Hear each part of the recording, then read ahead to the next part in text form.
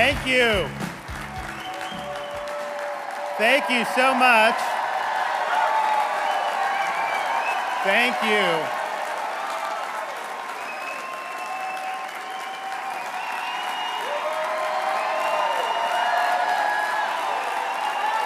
Thank you. Thank you so much. Thank you.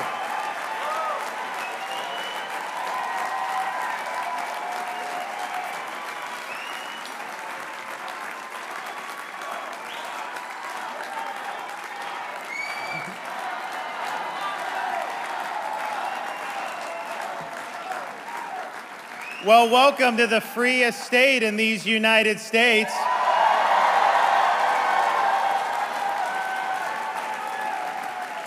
And quite frankly, we were, in many respects, over the last year, the focus of freedom in the entire Western world. We're honored that you chose to be in Florida for this. And not only do we have a great state, God has blessed us immensely. We're honored to have who I think is unquestionably the greatest First Lady in these 50 states, my wife, Casey. She can stand up right here.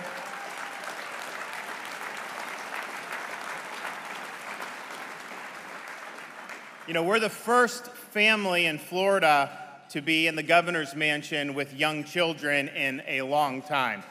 We have a 4-year-old daughter, a 3-year-old son, and a 14-month-old daughter.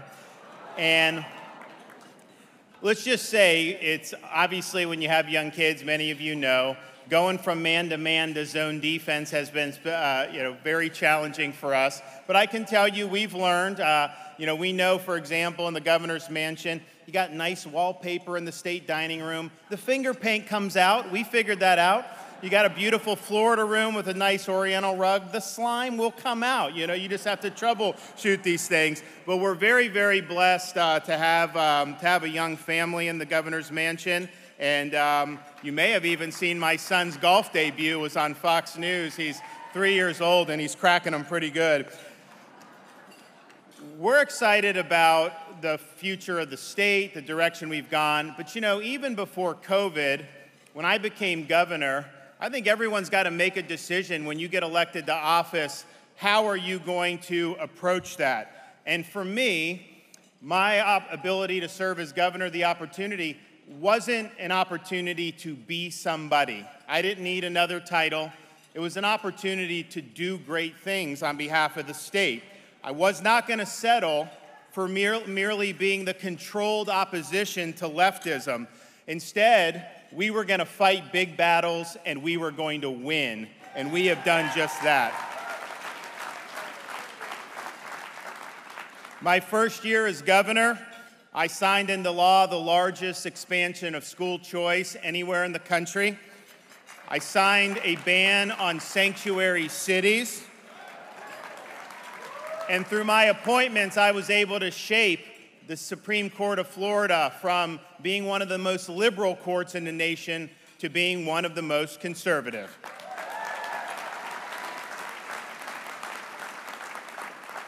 Now, my election in 2018 was hard fought. I was one of the top targets of the media, as you would probably guess, and it was a very close election. We knew that the stakes were high because we had very different philosophies on the ballot. But we didn't know at that time that, one, there would be a pandemic, but two, that the fact that there was a pandemic would give governors the opportunity to seize power, to lock kids out of school for a year, to ruin people's lives, and to shut down their businesses infinitum. And so when COVID hit, we had to make a decision about how we were going to handle this in the state of Florida. And as I saw over the initial weeks, but then many months thereafter, state after state continuing to lock people down, I made the decision that Florida was going to lift people up.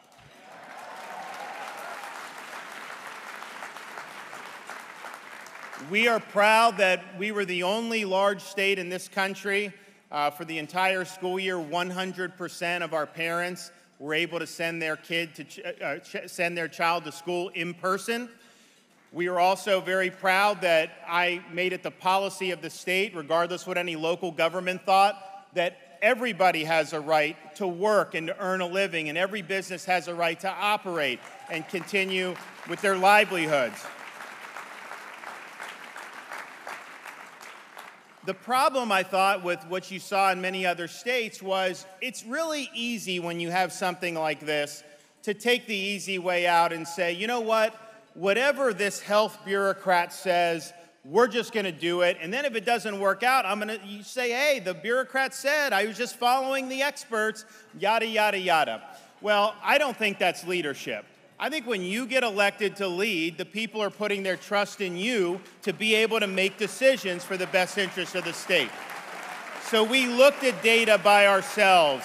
We didn't just take people's word. We questioned assumptions. We questioned these models, and we were able to forge a path that not only was better for the state of Florida, but I can tell you if Florida had not done what we did, many other states would not have followed, and we could still be in lockdown in this country right now. You just look at Canada, you look at some of these other places. So ultimately, Florida chose freedom over Fauciism, and we are better off for it.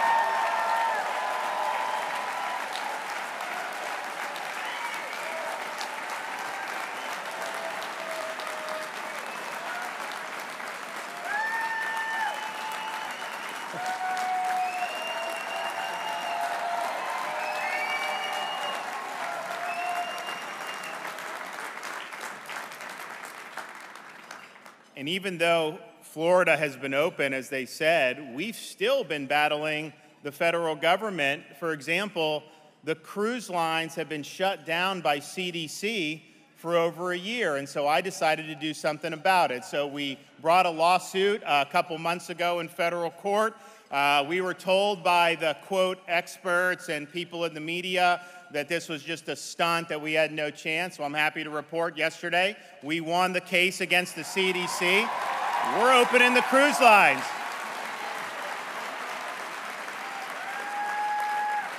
We are going to do whatever we can to pry open every last inch of this country and make sure every single industry is able to be open and to thrive. But you know, as important as the COVID was all of last year and into this year, one of the major events we had to deal with last summer were riots all across the United States. And I made the decision as soon as I saw that would not happen in Florida. We were not going to let our cities burn down. We called up the National Guard immediately. We worked with local law enforcement. We were ready. And as a result, we didn't see the type of devastation that you saw in many of these other cities. But I also understood that this is unfortunately not something that was just a one-off. This is likely something that we continue to see. So we did a couple things. One, I said, in the state of Florida, our policy is we back the men and women of law enforcement 100%.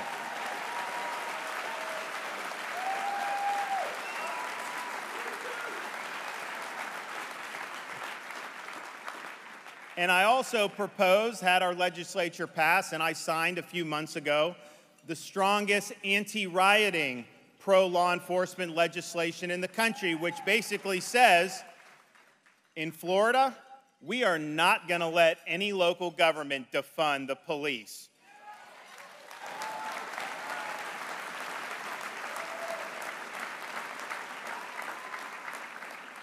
We're also going to make sure that people who engage in mob violence are held accountable. I'm sick of seeing things like in Portland, they riot, they get arrested, they have their mugshot taken, they slap them on the wrist, and they put them right back on the street to do the same thing all over again. In Florida, if you engage in mob violence, you're going to jail, and you're going to stay in jail.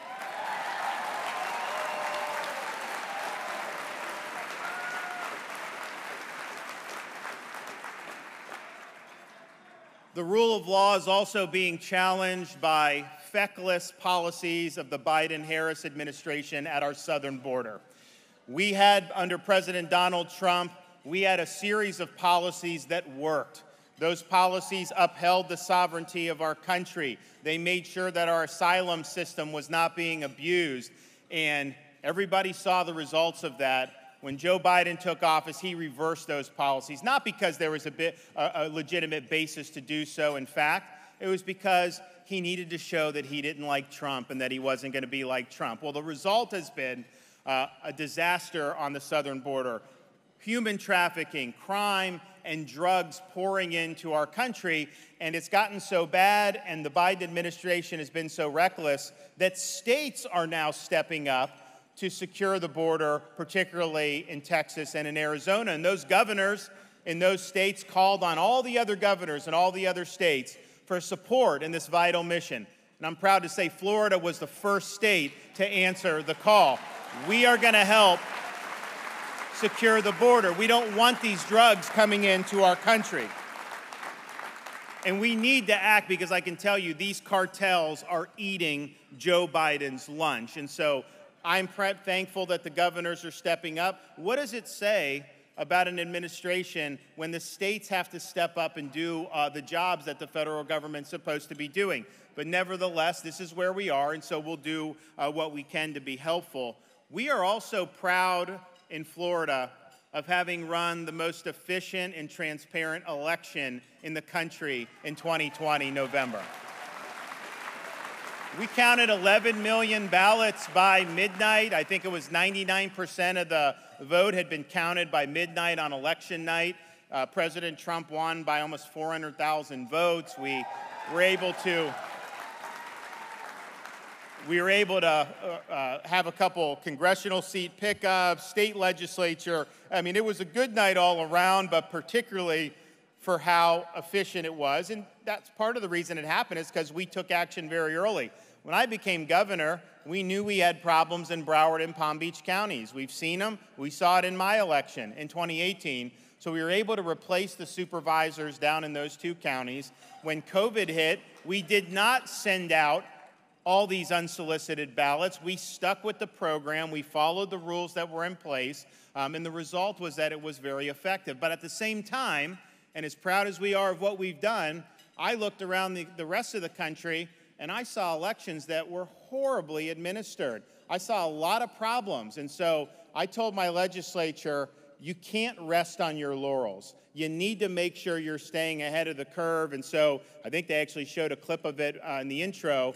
About a month and a half ago, I was able to sign the strongest election integrity reforms anywhere in the country. We are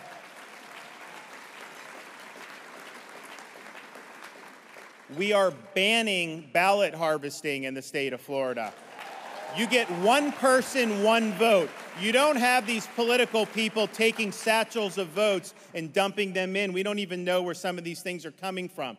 We also ban any unsolicited mail ballots from being sent out. We have absentee by request in Florida. We've had it a long time, but we are not going to let these ballots float around in the ether where no one even knows whether some of these people still live at that address anymore. It's not going to happen in Florida.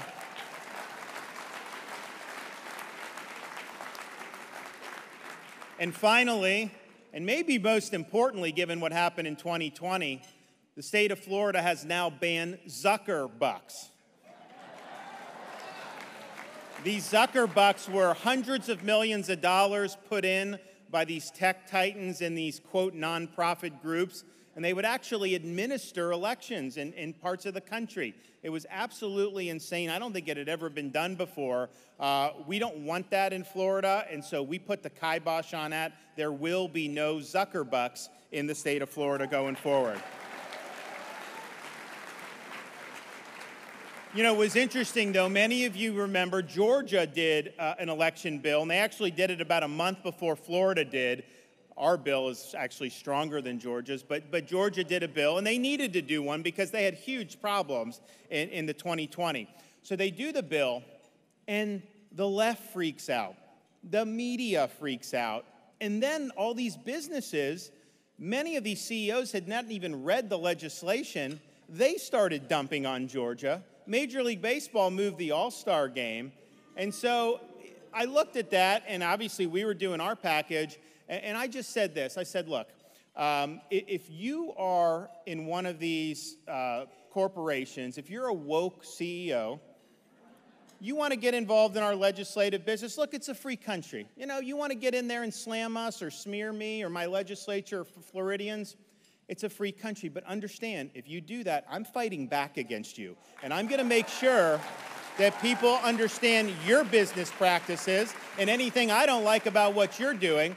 And we've been very clear about that. We are not going to let our state be run by woke corporations. And so we passed the bill. I signed the bill. The left had a spasm. The media had a spasm. The businesses didn't say anything. They didn't say anything because I think what they do is they think when the left comes after you, the path of least resistance and the way to avoid conflict is just to cave to them and genuflect to whatever they're asking, even though it's not based in fact. And I think we've basically said, actually, you know, if you go down that road, you're guaranteeing conflict because we will fight back. And we will make sure that we're defending our people, we're going to defend our legislation, and we're not going to take this lying down. And that was really something that was very important to us. That insight was very important to us when we did the bill, and I just recently signed it. We did a bill protecting women's sports.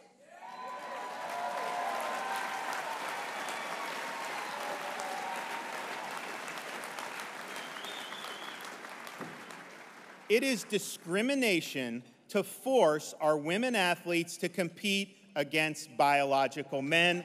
And in the state of Florida, we're protecting those athletes from that discrimination. But you know, you saw some of this throughout. You saw some of these businesses squawk in other states. You saw the NCAA at one point, I think, said, we're not going to hold events in any state that protects women's sports. And I just said, you know what? We're going to do the right thing in Florida. If you don't want to hold an event in my state, you know what? I got a lot of events in my state. I'm not worried about that.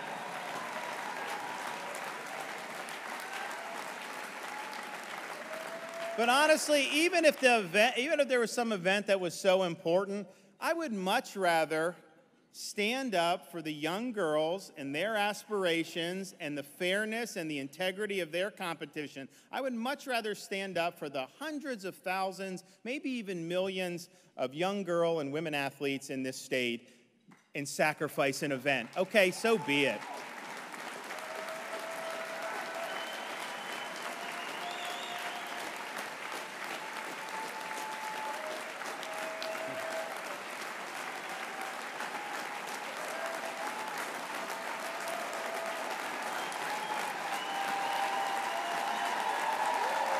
Now we just need more states to follow.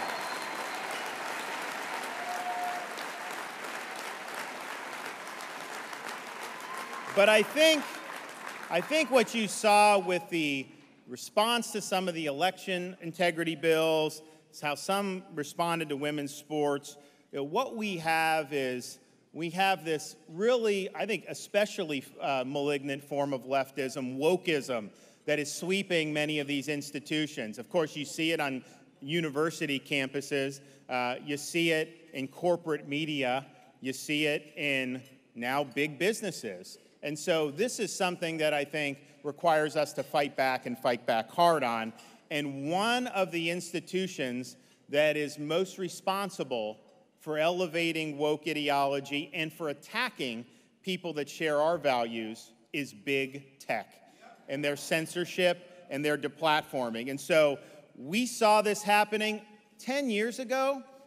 Big tech was a big threat to the received orthodoxy because they were freer platforms. You could trade information. You could go around the old failed legacy media outlets and do it very effectively. In fact, Trump did it very effectively and got elected president. They didn't like that, and so they decided that they would try to be more akin to a council of censors where they are suppressing speech they don't like, where they'll kick you off the platforms. And they're trying to simply enforce narratives and orthodoxies. And so whereas big tech, when they first started, were really more liberating platforms, now they're basically an arm of our ruling elite, and they have an ideology that tracks almost exactly with whatever the leftist fads of the day are. So the question is that just something that you say, you know what, they can censor who they want, it doesn't matter? Now, mind you, these are massive companies.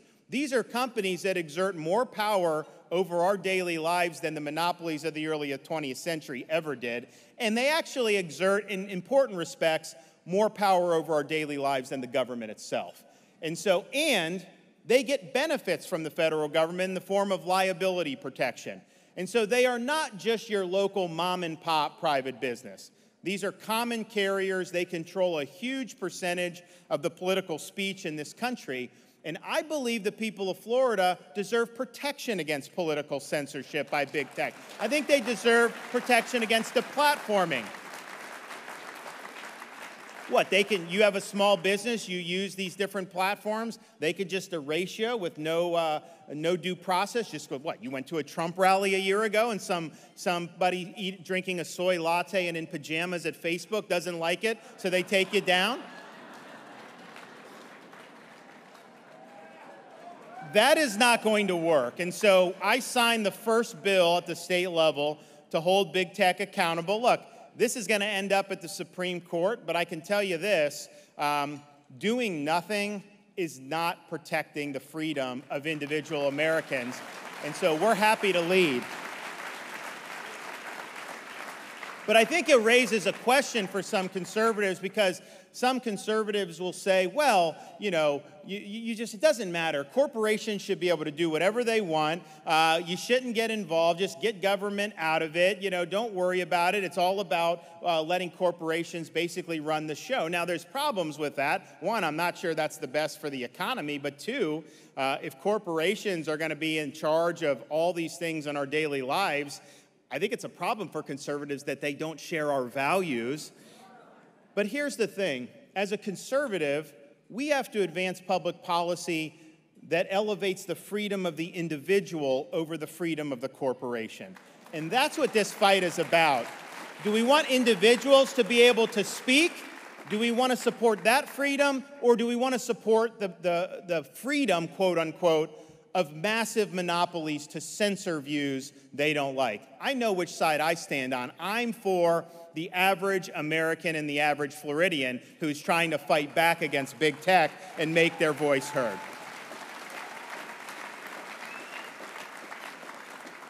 Now, speaking of not sharing our values, if you look at what's going on in our country, I don't think you could discuss the ills of what we see going on without identifying one of the main reasons for that, a very partisan, corrupt corporate media. And many of them are based in New York City. They do not tell the truth routinely to the American people. Instead, they manufacture partisan narratives regardless of the facts, and their duties seem to really be trying to gaslight people into believing their narratives rather than to inform them of things that are actually going on. And we've seen it time and time again with all the phony narratives they've cooked up, particularly over the last 4 years, Russia collusion, this or that. They all blow up in smoke, and they don't necessarily have any facts to back them up. We saw it here in Florida recently when we had a very partisan news show, quote-unquote news show, 60 Minutes, come down here and try to do a hit job on me. Now, they weren't very good at what they did. I had some leading Democrats come out and say that they were lying, and it blew up in their face.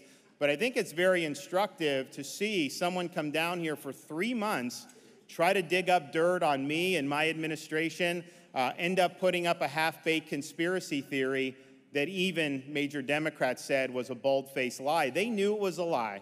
Okay, people told them the truth on all this, and yet they went ahead and did it anyways. And so that's what we're dealing with here. And one of the more recent examples that was very egregious, there was a police shooting in Columbus, Ohio, maybe a couple months ago now, but within the last couple months. And it was basically, you had an assailant that was wielding a knife, and the officer ended up shooting the person that had the knife, and it was an interracial, so the media was trying to make it about racial animus. But NBC News, there was a 911 call, and the victim called in and said, hey, she's got a knife, she's coming after me. And then they had body camera footage where you see the person wielding the knife. NBC News on their newscast They played the 911 call, and they edited out the portion where they said the assailant has a knife. And then when they showed the video of what the officer saw, they edited out the portion that showed the assailants actually had a knife. So the question is why would you edit out the most important features of that? And the reason is simple, because they are trying to drive a narrative. They wanted to put a target on that officer's back, and they wanted to create a narrative that this was a racist police officer that attacked the assailant because she was a different race. That was a lie, but it was deliberate, and it shows you they are trying to divide this country with their false partisan narratives. We cannot allow them to set the agenda for this country any longer. We've got to reject their lies, and we've got to reject these outlets. Now, one of the ways I think we can create maybe a better foundation going forward and hopefully produce people that are understanding some of these narratives are for what they are is we need a renewal of American civics back in our public school system and in all our schools. People need to be taught why America was founded, what the principles that made our country unique were. They need to be taught that our rights do not come from government, they come from God.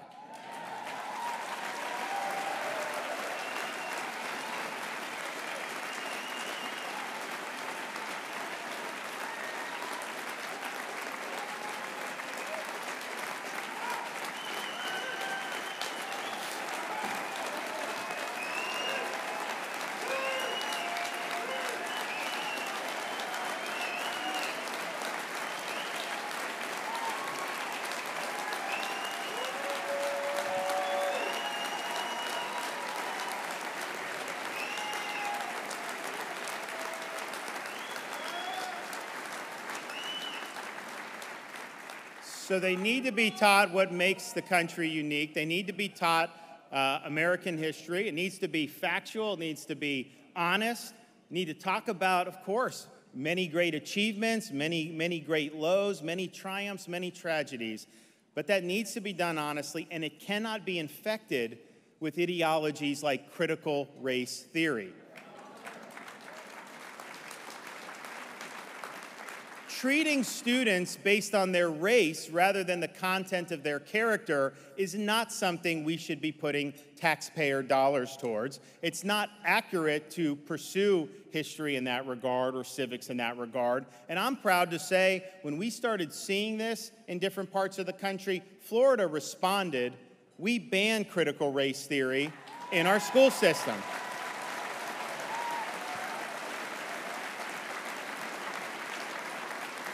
We actually have, is Keisha King, where is she? Is she here? There she is. So Keisha testified when the Board of Education met, and she started talking about how this was something that was totally unacceptable. I know people of, she's out fielding all the people with their opinions now, but she's speaking as a mother, and it was very good. We put it on some of our social sites, but this is what we want. We want to teach kids that working hard, it's what matters is not where you came from, but the content of your character, your work ethic, and what you're doing. And if we do that, we are going to produce people that are going to get this country on the right track. If we go down the road of indoctrination and smuggling in other leftist ideologies, well, we're just going to continue to see some of the problems that we're seeing right now. So this is an important fight. Critical race is not limited to schools. I mean, actually, this is really sad, the vaccine distribution. So CDC does a recommendation about how the vaccine should be. They have a committee called ACIP. They did a report in November 2020. I doubt very many governors read it. I did read it, and I'm reading it. And the question is, we only had so many vaccines that would be coming. Who do you prioritize, and how do you make the most impact? And these people who were involved in this said, the goal should be, and they didn't say this explicitly, but this is what it meant. The goal was not to save lives, but for, quote, equity. And so for me, I looked at COVID, I said, elderly people are at risk, younger people are at very, very low risk. Let's focus on elderly. They said that the elderly were not, quote, racially diverse enough, and that you should do younger people first, that would be, quote, more equitable, even though it would have led to more loss of life. So how the heck do you do that? That's playing politics with public health. And so I was the first governor to reject CDC, their prioritization.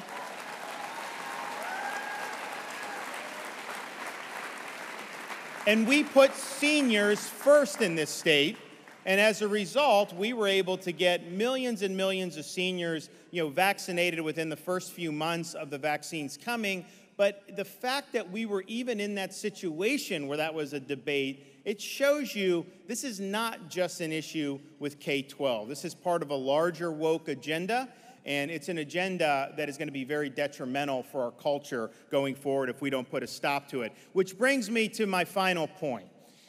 When you're fighting for conservative values, not that it was necessarily ever easy, but I think back when I got into politics, it was almost 10 years ago, and my motivation for getting into politics was to oppose Obama and the Obama administration, right? So you had things like Obamacare, all these things that we were fighting, and they were good fights. I even wrote a book, which has been read by about a dozen people, although now they sell them on eBay for a lot. They didn't back then, I'll tell you that.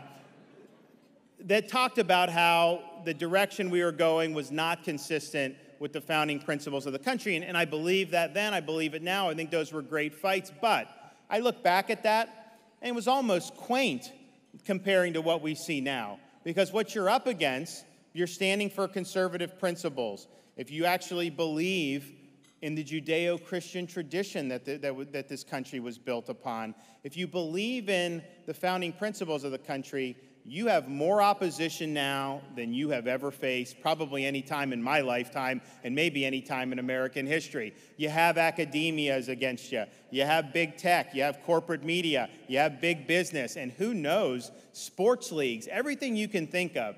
So this woke, this leftism, it's not representative of the American people, but it has an outside influence in many, many powerful institutions. And so that just means that these are tough fights, and you got to be willing to get into that arena.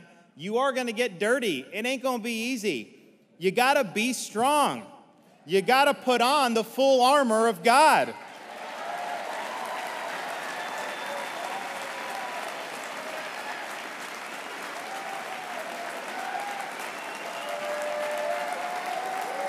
You got to take a stand. Take a stand against the left schemes. You got to stand your ground. You got to be firm. You will face flaming arrows, but take up the shield of faith and fight on.